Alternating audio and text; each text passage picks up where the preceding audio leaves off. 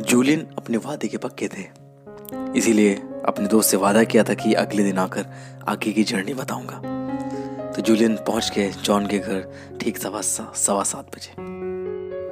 आगे जूलियन कहते हैं कि एक सुंदर फूलों वाला गार्डन है जिसमें बहुत ही शांति है और उसके बीचों बीच एक लाइट हाउस है।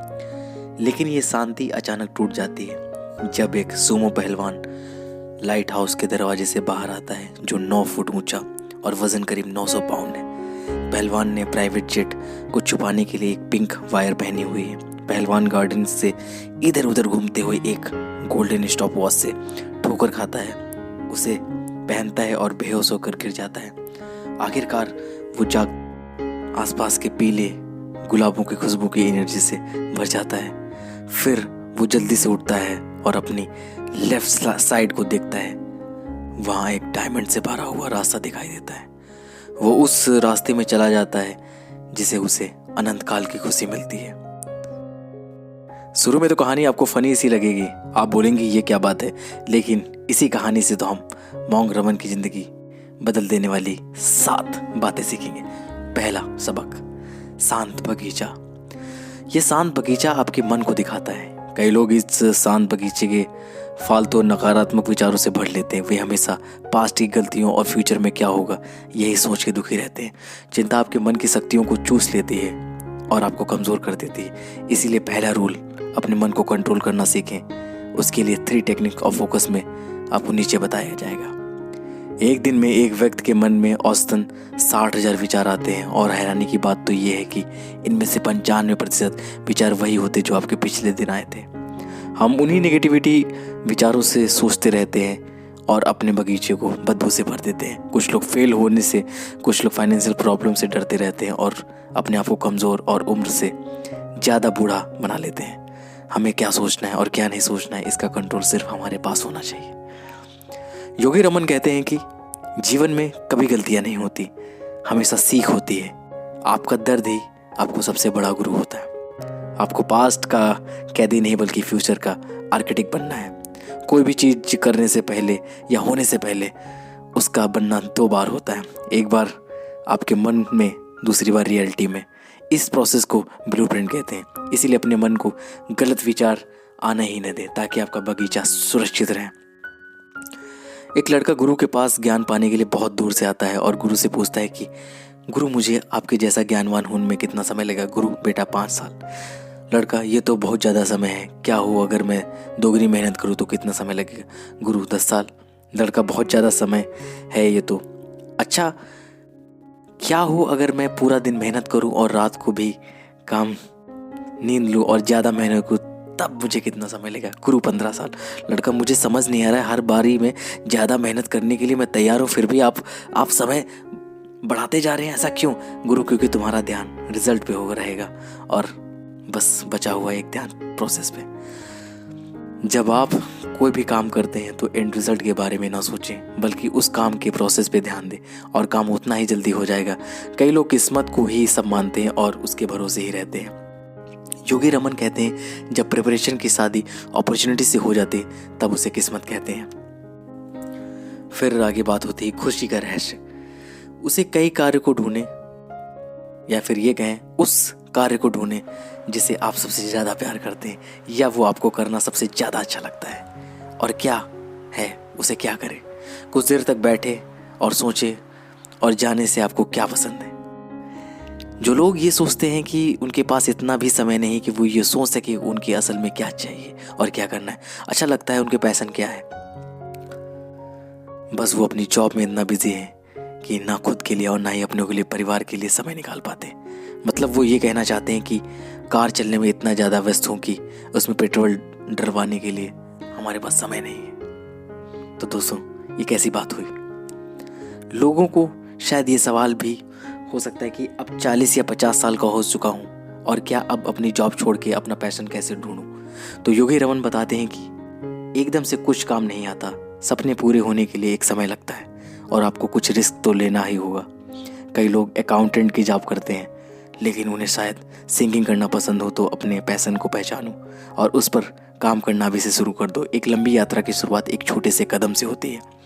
Technique of focus.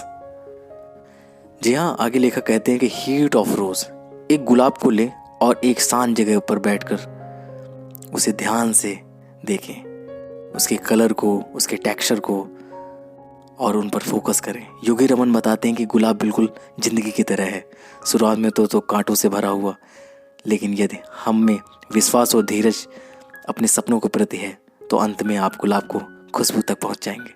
शुरुआत में तो आपको इधर उधर के फालतू विचार आएंगे, लेकिन कुछ समय के बाद आपको पता चलेगा कि कुछ समय के बाद आपका मन फोकस हो रहा है। डेली इसे प्रैक्टिस करें, हर दिन गुलाब का आनंद लें, हर रोज अपने समय को बढ़ाएं। धीरे धीरे आपको पता चलेगा कि आपका मन फोकस हो रहा है और आप पहले से ज़्यादा डिसिप्लिन हो रहे हैं। ऑपोजिशन थिंकिंग, जिस दिन भी आप बहुत उदास हों या बहुत गुस्से में हो तो एक शांत जगह पर बैठ जाएं और आँख बंद करके उस पल के विपरीत कोई पल के बारे में सोचें। जैसे कि आप दुखी हैं तो आप खुशी के बारे में सोचें, गुस्सा है तो शांति के बारे में सोचें। थोड़ी देर बाद महसूस करेंगे आप बदल चुके हैं और आप गुस्सा या फ्रस्ट्रेटेड नहीं हैं। द सीक्रेट ऑफ लेक, ये टेक्निक आप जहाँ चाहे वहाँ कर सकते हैं, ऑफिस में, घर में या कार में भी। आप बैठ के उस व्यक्ति के बारे में सोचें जो आप खुद बनना चाहते हैं। उदाहरण के तौर पर यदि आप सिंगर बनना चाहते हैं तो अपने मनपसंद सिंगर के बारे में सोचें कि जब आप बन जाएंगे तो आप कैसे बात करेंगे और कैसे चलेंगे और कैसे गाओगे। फिर लेखक अपना दूसरा उपाय देते हैं, द लाइट हाउस। इस कहानी में जो लाइट हाउस है वो आपके जीवन में पर्पस को दिखाता है। एक फुलफिलिंग लाइफ जीने के लिए आपके जीवन में एक पर्पस होना जरूरी है जिसके अनुसार आप चल सकें।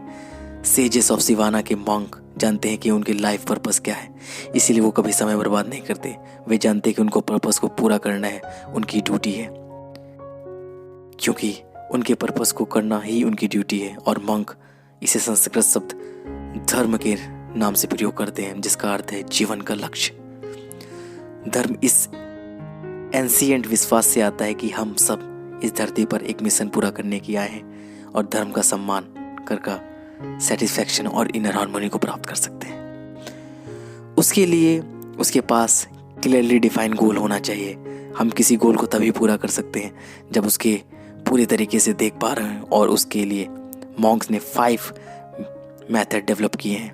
पहला है क्रिएट इमेज, गोल की मेंटल इमेज को क्रिएट करें। अगर आप अपना वेट कम करना चाहते हैं तो एक फिट व्यक्ति के बारे में सोचें। प्रेशर, अपने आप पर प्रेशर डालें, लेकिन एक अच्छे तरीके से प्रेशर डालें दोस्तों। प्रेशर एक इंस्पिरेशन का सोर्स होना चाहिए, ना कि स्ट्रेस का। प्रेशर बनाने का एक अच्छा तरीका यह हो सकता है कि आप अपने गोल या पर्पस के बारे में अपने दोस्तों या सोशल मीडिया पर बता सकते हैं। इससे आपके काम करने के लिए माइंड और आप पर प्रेशर रहेगा। टाइमलाइन, समय निर्धारित करें कि कब तक आपको अपना काम खत्म कर देना है। अगर समय निर्धारित नहीं कर सकते तो आप आने वाले कल पर छोड़ दीजिएगा, और आप जानते हैं कि कल कभी नहीं आता है। 21 रूल, जब हम कोई काम 21 दिन तक लगातार करते हैं तो हमारी आदत बन जाती है।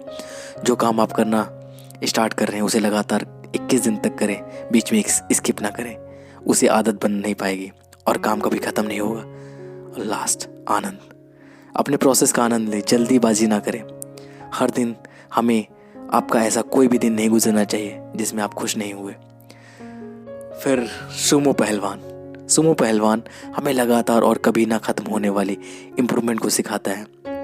इस गुण को काइजन कहते हैं। यह एक जापानी शब्द है जिसका मतलब है निरंतर, जिसको सीखने के लिए सेजेस ऑफ सिवाना के मॉन्क्स ने 10 स्टेप क्रिएट किए हैं, जिसे 10 रिचुअल ऑफ रेडिएंट लिविंग के नाम से जाना जाता है। पहला है एकांत का रिवाज। अपने पूरे दिन में आपको कुछ समय निकालना है जिससे आप शांति से एक जगह बैठें और ये सोच सकें कि अपने पूरे दिन में क्या किया, और आप इसे क्रिएटिव इमेज से भी अप्लाई कर सकते हैं। दूसरा, फिजिकलिटी का रिवीजन। इस रिचुअल में आप अपने शरीर का देखभाल करते हैं, एक्सरसाइज करते हैं और योग करते हैं। ऐसा करके आप अपने शरीर का ध्यान तो रखते ही हैं, साथ में आप अपने मन का भी ध्यान रखते हैं। तीसरा, लाइव नरिशमेंट का रिवाज। इसमें आपको लाइव फूड ही खाना चाहिए। मेरा मतलब है लिव फूड ही खाना चाहिए, जिससे मॉन्क सात्विक भोजन कहते हैं, जिससे आप फल और सब्जियां खाते हैं। अगर आप नॉन वेजिटेरियन तो हर मील के साथ सलाद तो खाना ही चाहिए। मॉन्क का ऐसा मानना है कि मीट को पचाने में शरीर को काफ़ी मेहनत करनी पड़ती है, जिससे शरीर का काफ़ी एनर्जी लॉस्ट होती है। चौथा है असीमित ज्ञान का रिवाज। आपको हमेशा सीखते रहना चाहिए। या तो खुद पढ़ो या दूसरों को पढ़ाओ, लेकिन हमेशा कुछ ना कुछ सीखते रहना चाहिए। 5वां है पर्सनल रिफ्लेक्शन का रिवाज। अपने आप को हमेशा जांचते रहें कि आप कल से ज़्यादा बढ़ रहे हैं या आप वैसे ही स्थिर बने हुए हैं। आने वाले कल में इम्प्रूवमेंट करना है तो आपको ये पता होना चाहिए कि आज क्या गलत किया है। 6, सुबह जल्दी उठने का रिवाज। सुबह सूरज के साथ उठें, हार्ट ऑफ रोज यानी अपनी धार्मिक बुक पढ़ें, परमेश्वर का धन्यवाद करें जो आपको उसने दिया है। 7वां म्यूजिक का रिवाज। जितना हो सके उतना म्यूजिक सुने, लेकिन वो म्यूजिक ना सुने जिससे आप स्ट्रेस में आ जाए, बल्कि शांति म्यूजिक सुने। 8वां बोलने का रिवाज। अपना खुद कुछ मंत्र बनाए, आपके अंदर पॉजिटिव एनर्जी भरता हो और उसे बार बार दोहराते रहें। उदाहरण के लिए जैसे कि बोलें आप, मैं एक चैंपियन हूँ, मैं एक सीखने वाला हूँ, मैं एक निडर हूँ। 9वां अनुकूल कैरेक्टर का रिवाज। इस रिवाज में यह श्योर करना है कि आप अपने प्रिंसिपल को हमेशा पूरा करें। 10वां है सिंप्लिसिटी का रिवाज। जीवन में सिंपल रहना सीखें। इसके लिए आप अपने आप को कुछ टास्क दे सकते हैं, जैसे कि आप पूरा दिन मोबाइल नहीं चलाऊंगा या उन वस्तुओं का त्याग करूंगा जो आपको आलसी या कैदी बनाती है। सिंपल रहें और दूसरों को कभी ना नीचा दिखाएं।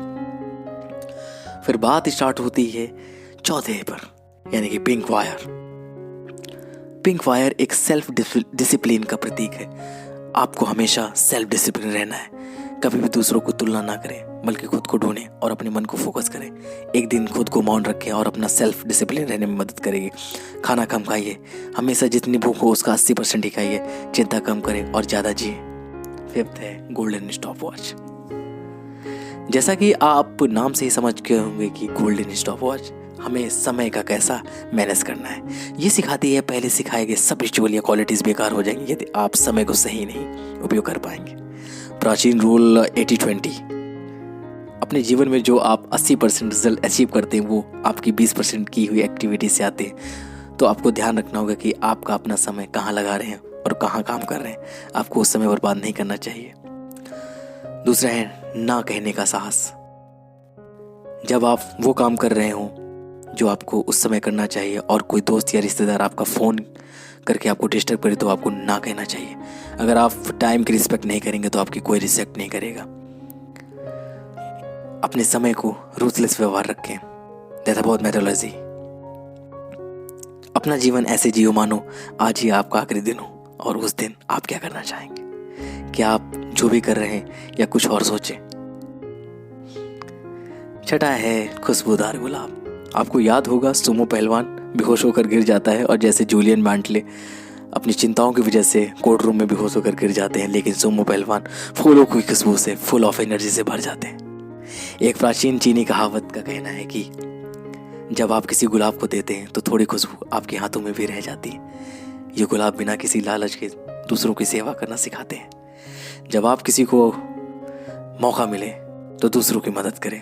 आप अपने दोस्तों की मदद करें, अपने घर वालों के साथ बैठकर कुछ बातें करें जो आपको मदद मांगते हैं और उनकी जरूर मदद करें। इससे आपके मन में पॉजिटिव एनर्जी मिलेगी, जिससे आपको थोड़ा साहस और धैर्य और आपको प्रेरणा मिलेगी कि मैंने आज कुछ अच्छा काम किया, जिससे आपका हृदय सुखी पूर्वक काम करेगा। 7वां है डायमंड का रास्ता। आपके लिए सबसे ज़्यादा महत्वपूर्ण समय कौन सा है? वो जो जा चुका है या वो आने वाला है या जो वो अभी है, यानी कि प्रेजेंट। हैप्पीनेस कोई डेस्टिनेशन नहीं है, यह एक यात्रा है जो हमेशा चलती जाती है। इसलिए आज के समय को खुलकर जिए।